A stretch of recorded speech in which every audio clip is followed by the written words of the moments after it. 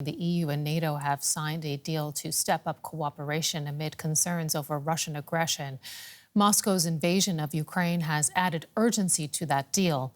NATO Secretary General Jens Stoltenberg signed the agreement in Brussels alongside the head of the European Council, Michel, and EU Commission President Ursula von der Leyen.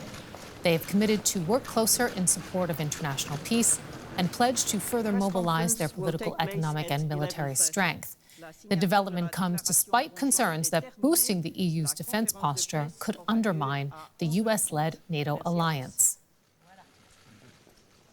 Joining us from NATO headquarters in Brussels is correspondent Jack Parrick. Jack, the EU, of course, and NATO already working very closely together. What does this deal hope to achieve?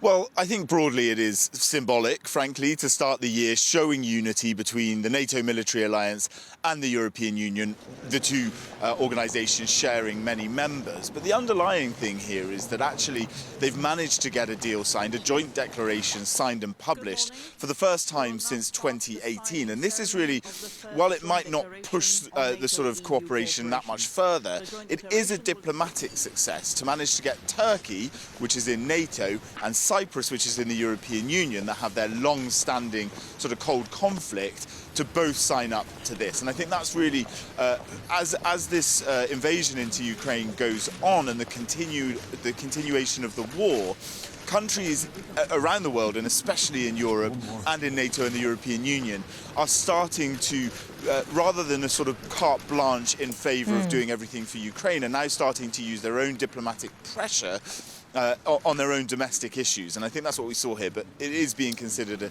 a success by NATO and the EU. And in the meantime, there has been quite a bit of movement in recent days on weapons for Ukraine among certain individual NATO alliance members. Is Kyiv finally getting the arms it wants?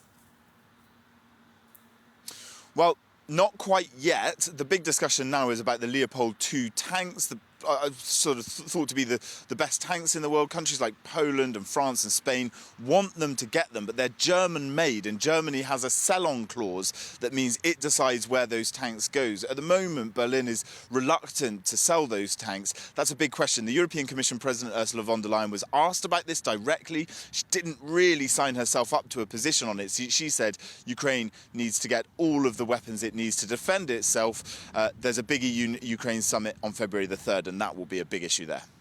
DW's Jack Parrick in Brussels. Thank you.